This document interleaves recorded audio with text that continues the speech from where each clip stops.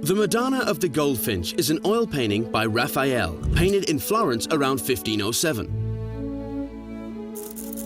In the early 1500s, art and culture were flourishing in Florence.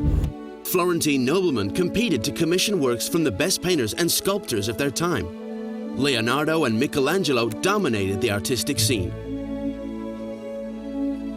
Conditions were ideal for talented young artists like Raphael, who moved from Urbino to Florence in 1504.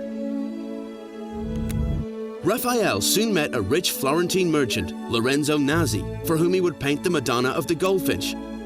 The painting celebrated Nazi's wedding and was one of the many variations on the theme of the Holy Virgin that the artist would undertake over the course of his life. The painting portrays the Virgin seated on a rock, holding a book.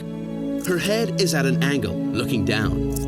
Before her, a young St. John the Baptist hands a goldfinch to Jesus. The composition is pyramidal, inspired by Leonardo's paintings, with the Madonna at the vertex of an imaginary triangle. The use of chiaroscuro on the faces is further proof of Leonardo's influence. On the other hand, the monumental nature of the figures in the background and the positioning of Jesus between his mother's knees are evocative of Michelangelo's work. The painting's greatness and originality lie in the intimate and delicate atmosphere of the scene, which expresses the idea of beauty as balance, harmony, natural gestures, and serene spirituality. To copy the three human figures from his preparatory sketches to the wooden board, Raphael used the spolvero technique. First, the original drawing was perforated along its outlines, then placed on the board, and finally dusted with powdered color to transfer the pattern onto the wood. The hilly landscape in the background and the bridge, however, were painted freehand. The scene is full of religious meaning.